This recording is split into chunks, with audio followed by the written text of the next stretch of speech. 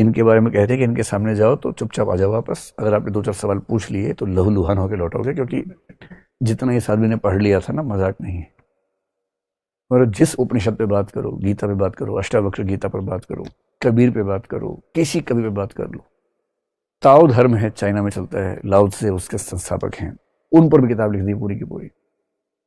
जितना अध्ययन रजनीश नाम के व्यक्ति ने किया, फिलोसफी में रुचि थी, प्रोफेसर हुए जबलपुर के कॉलेज महाकौशल में, बाद में नौकरी को लात मार के पूरी तरह से दार्शनिक हो गए। और एक दौर था कि जब अमेरिका में एक शहर का नाम था रजनीशपुरम, जिसके वो संस्थापक थे। बाद में कुछ कानूनी चीज़ें हुई, वापस भारत आए, जनता पार्टी की सरकार जब मोरारजी प्रधानमंत्री थे, उनसे टकराहट काफ़ी रही इनकी।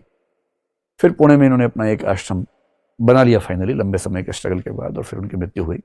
ओशो की सबसे अच्छी बात है कि वो दुनिया के हर प्रश्न पर विचार करते हैं, धर्म, अध्यात्म, दर्शन को बहुत सारी रूढ़ियों से बाहर निकालते हैं, और उनके तर्क ऐसे हैं कि उन तर्क से लड़ना आसान काम नहीं है।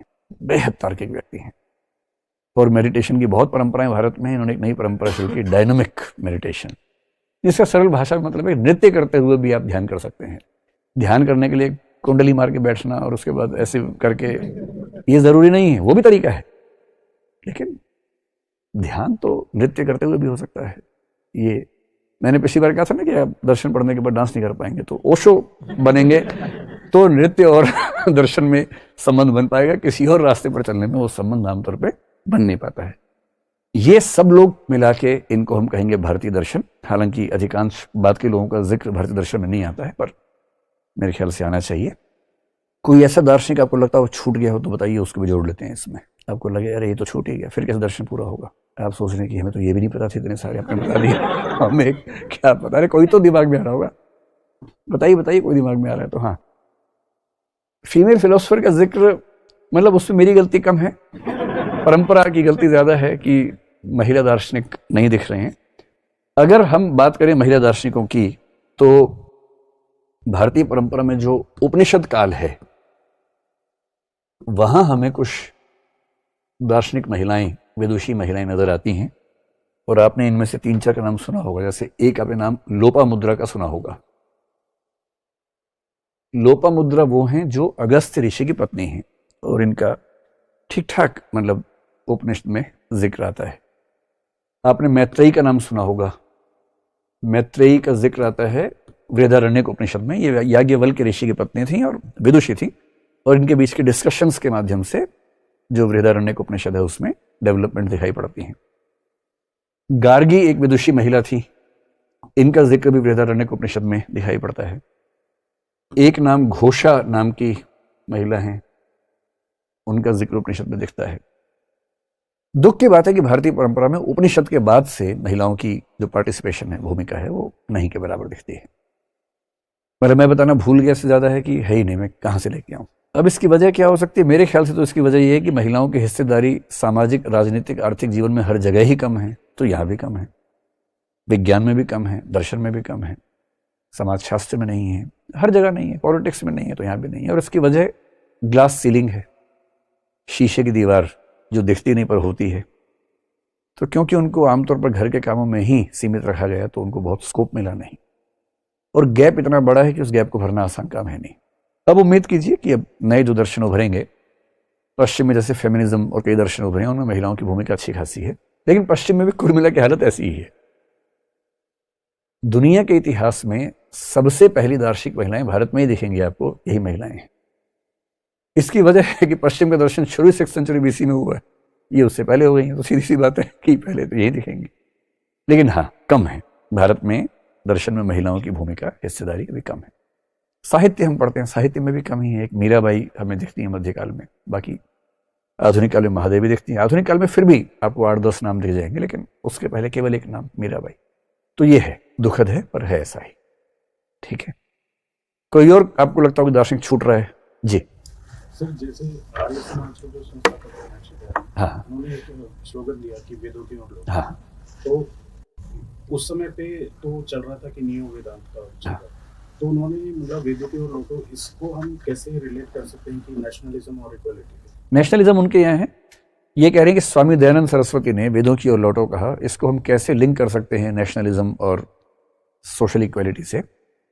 अगर आप आर्य समाज की स्थापनाएं देखेंगे, उसके 10 नियम देखेंगे और बाकी स्थापनाएं देखेंगे, तो आर्य समाज एक तो तर्क पर बहुत बल देता है, तार्किक बहस पर। आर्य समाज जाति व्यवस्था को पूरी तरह खारिज करता है, और जाति व्यवस्था खारिज होने का मतलब ही है कि आपने इक्वालिटी पर बात कर दी है। आर्य समाज में जेंडर इक्वालिटी पर ठीक ठाक स्ट्रेस है। लड़कियों की शिक्षा को लेकर आर्य समाज काफी प्रोग्रेसिव स्टेप ले चुका है, लेता रहा है। इसलिए ऐसे कई पैरामीटर्स आपको देखेंगे जहां उनका सोशल प्रोग्रेसिवनेस प्लस नेशनलिज्म। पर यह है कि उस समय के नेशनलिज्म और नियो हिंदुइज्म, नियो वेदांत में यह था कि क्रिश्चियनिटी और इस्लाम से थोड़ा सा डिस्टेंस बनाने की बात रहती थी। तो आर्य समाज में भी है, क्रिश्चियनिटी से इस्लाम से गैप है। हाँ, जो डीएवी की परंपरा है, दयानंद एंग्लो वैदिक, वो वही है कि हम अंग्रेजी की परंपरा भी लेंगे, वैदिक भी लेंगे, और पढ़ाई लिखाई में ज्यादा डेवलपमेंट्स करेंगे, आप कह सकते हैं।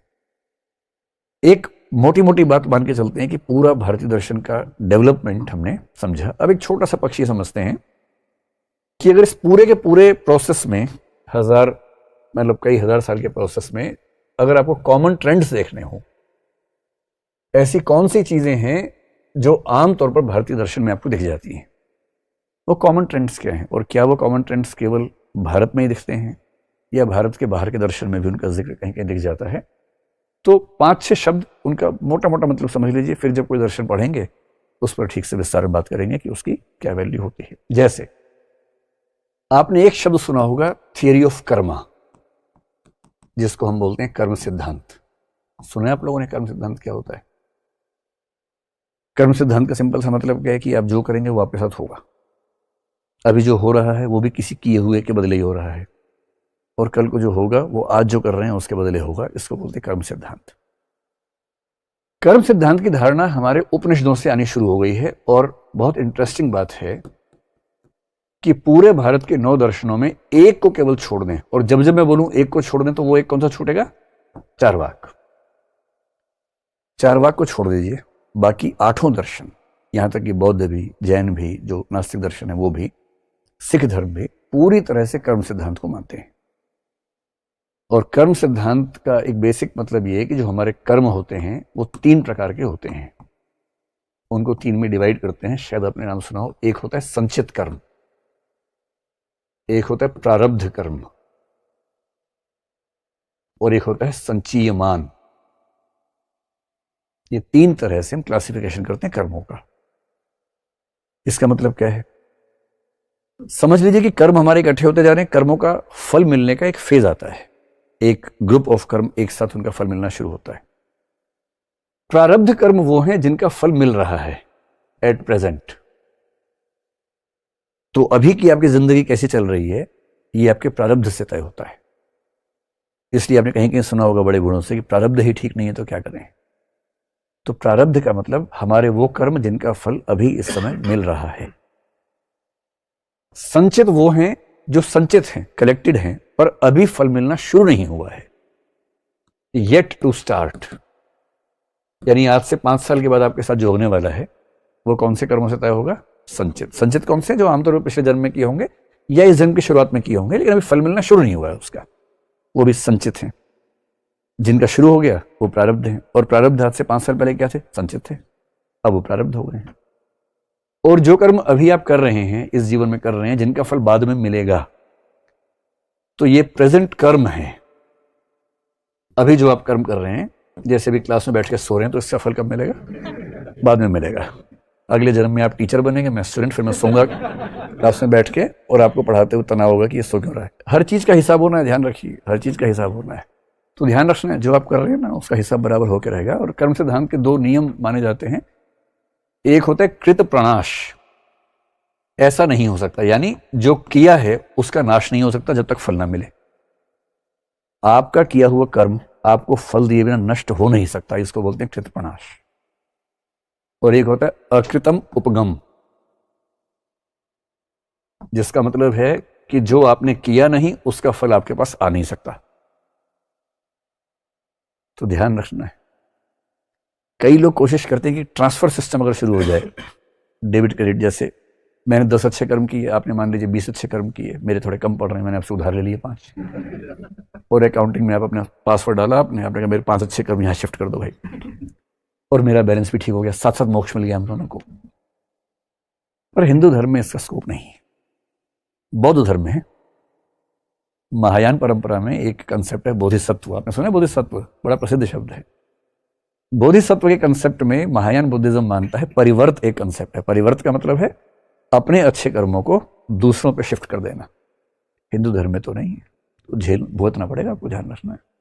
तो ये जो दो नियम है, इसका भाव आप समझ गए कि जो किया है वो नष्ट नहीं होगा, नहीं किया है आएगा नहीं। एक मिनट, एक बात और बताऊं, क्रिश्चियनिटी में ऐसा एक सिस्टम है, ईसा मसीह जो है वो ईश्वर के पुत्र माने जाते हैं। ध्यान रखना, ईसा मसीह ईश्वर नहीं है, वो गॉड के बेटे हैं।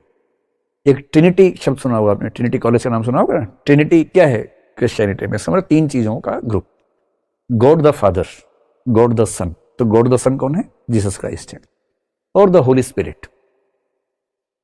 ईसा मसीह ईश्वर के पुत्र हैं। क्यों आए हैं? क्योंकि मनुष्य पापी है। क्यों पापी है उसकी कहानी भी समझेंगे कभी।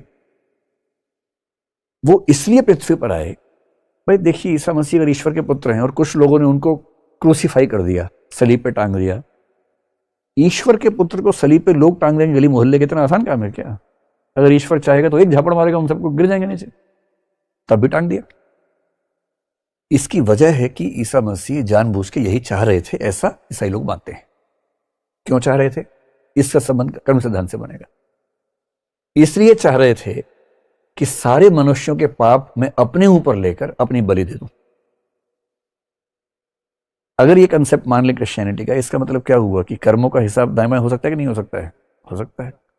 तो कुछ दर्शनों में, कुछ धर्मों में ऐसी धारणा है, महायान बुद्धिज्म में है, क्रिश्चियनिटी में है, हिंदुइज्म में नहीं है, और इसका मतलब हिसाब बराबर होकर रहेगा। ध्यान रखना भाई। और जैसे कि मैंने कहा ना, आप क्लास में सो रहे हैं तो उसका हिसाब भी बराबर होगा, जरूर होगा, सीधी सी बात है।